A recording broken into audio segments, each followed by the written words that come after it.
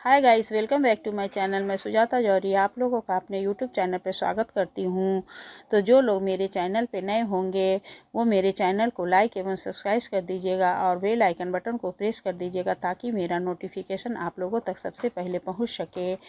तो आइए आज हम लोग जानते हैं कि हम लोगों को अखंड ज्योत की दीपक बाती कैसे बनानी है, क्योंकि नवरात्रि आ रही है और नवरात्रि आने से पहले हमें नवरात्रि की तैयारी करनी होती है। तो हमें बाती बना करके रख लेनी है। जो लोग मतलब 9 दिन अखंड ज्योत जलाते होंगे, तो आइए इस वीडियो में आज यही दिखाने की प्रयास कर रही हूँ कि हमें अखंड ज्योति की बाती कैसे बनानी चाहिए। क्योंकि बाती यदि लंबी नहीं रहेगी तो फिर आपका 9 दिन तक बत्ती जलेगा नहीं। इसलिए हमें ऐसा बत्ती तैयार करना है जो कि 9 दिन तक बिना किसी बाधा के जल सके। तो रुई से बत्ती नहीं बनता है, लेकिन जो लोग अगदी रुई से भी बना सकते हैं, लेकिन उसे हमें बदलना पड़ेगा। तो बदलने के लिए भी मैं वीडियो डाली हूँ जिसमें कि है कि हमें किस तरह से उसकी बाती को चेंज करना होगा। तो आज मैं आप लोगों को ये कलावा से बत्ती बनाना दिखाऊंगी। तो देखिए, हमें बनाने के लिए आप देखिए इस तरह से हमें ले लेना है। या तो आप कच्चा सूत से भी बना सकती हैं, या फिर देखिए ये किस तरह का मौली धागा आता है, किस तरह का आता है।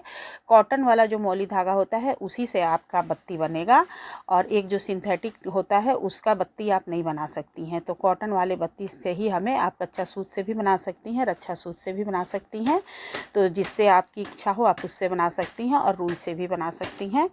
लेकिन रुई वाला थोड़ा सही नहीं होता है, इसलिए हमें मौली धागा से ही बनाना चाहिए, या तो फिर कच्चा सूत से। तो देखिए, रुई वाला तो ऐसे लंबा बना करके आप रख देते हैं, क्योंकि रुई का बत्ती आप बहुत ज़्यादा लंबा बनाएंगी ना तो फिर बढ़ाने में दिक्कत होता है, आप ऊपर बढ़ाने में थोड़ा सा दिक्कत हो जाएगा। इसलिए हमें मौली का ही बत्ती बनाना चाहिए। तो देखिए, मौली धागा का बत्ती हमें कैसे बनाना है। तो हमें इस तरह से धागा को 2-3 राउंड में, मतलब जितना बड़ा बत्ती बनाना है कि 9 दिन तक जल सके, तो हमें इस तरह से धागा लेना है। और एक धागा नहीं, हमें कम से कम 3 या 4, जैसे कि आपके ये जो अखंड दीपक है इसमें मतलब जितना मोटा बत्ती अट सकता है हमें उतना बार धागा लपेटना है। 3 बार या किसी का 4 बार 5 बार भी हो सकता है। जैसा ये आपका ये दीपक होगा बड़ा छोटा, उस हिसाब से आप बत्ती ले लीजिएगा मोटाई।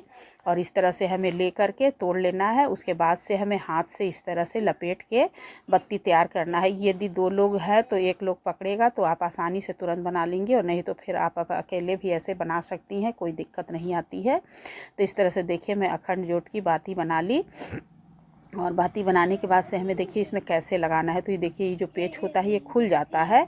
तो यदि आप खोल के इस तरह से लगाती हैं, ऊपर से हमें घुसाकर और नीचे से हमें उसे खींच लेना है, तो आसानी से हमारा बत्ती घुस जाता है। और यदि उसी में लगे हुए ही हम लोग लगाते हैं तो थोड़ा सा परेशानी होता है, इसलिए हम लोगों को इस तरह से निकाल करके बत्ती लगाना चाहिए।